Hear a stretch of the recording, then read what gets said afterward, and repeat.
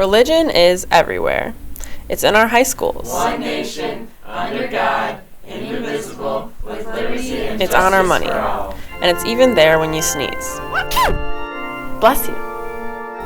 However, according to Pew, in the last 5 years, the number of Christians has decreased 5%, from 78% to 73%. In that time, the number of Americans who identify as unaffiliated has risen just over 4%, with 1 in 5 adults, 20%, claiming no religious affiliation. Collectively, atheists, agnostics, and people claiming no religion have been deemed nuns. Though the number of nuns is rising, they are not viewed well and still remain America's least trusted minority, according to The Week. Well, surveys seem to suggest that we're among the least trusted groups in the country. We're tied with rapists, apparently.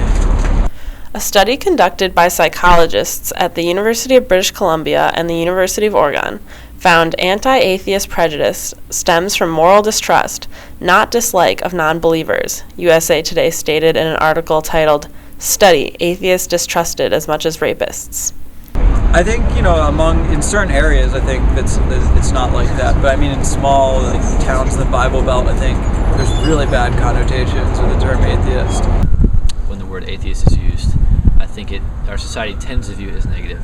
I think that people take it as such a personal attack on religion because they identify with their religion so strongly that it's a core part of them, so that when you reject that, you're rejecting them, or when they have the feeling that you're rejecting them. People don't know atheists. They just have communities where they each teach each other to hate specific groups of people. I think that's largely how it is. And I think when people actually get to know a group of people better, they're less likely to hate them.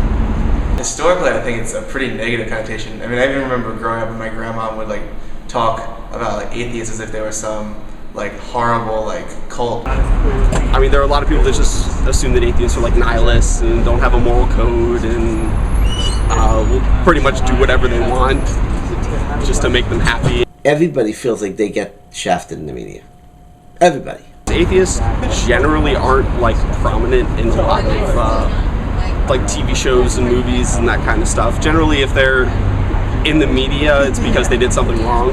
I don't think there's a whole lot of portrayal of atheists per se in the media, just because just atheist by definition is lack of belief that God exists, and so therefore it's kind of hard to portray a belief system that is just lack of something else. I don't think that the media covers atheist groups doing good. It only covers atheist groups putting up billboards telling people there is no God or signs that can be insulting to people. I've started noticing it in movies now where your protagonists can never be atheists. They always have some kind of belief in something, no matter how irrational it may actually be.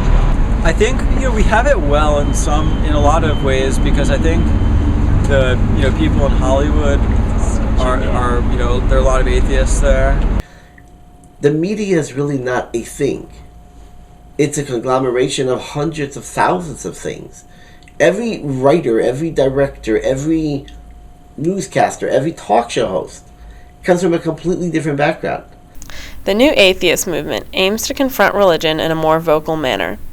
At the forefront of this movement are voices such as Oxford professor Richard Dawkins, author Sam Harris, philosopher Daniel Dennett, and journalist Christopher Hitchens, who died of cancer in 2011.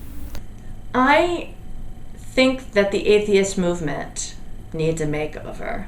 I think it needs more women and people of color out front, like all movements do. I mean, I feel like some of the people who are kind of idolized in the group are not exactly the best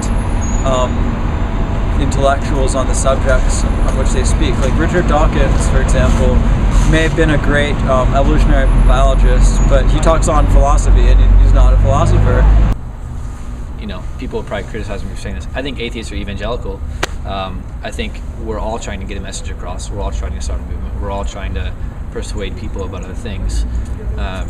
So just like a Christian missionary would try to persuade someone that the Christian faith is true, So atheists are also trying to persuade other people that atheism is true.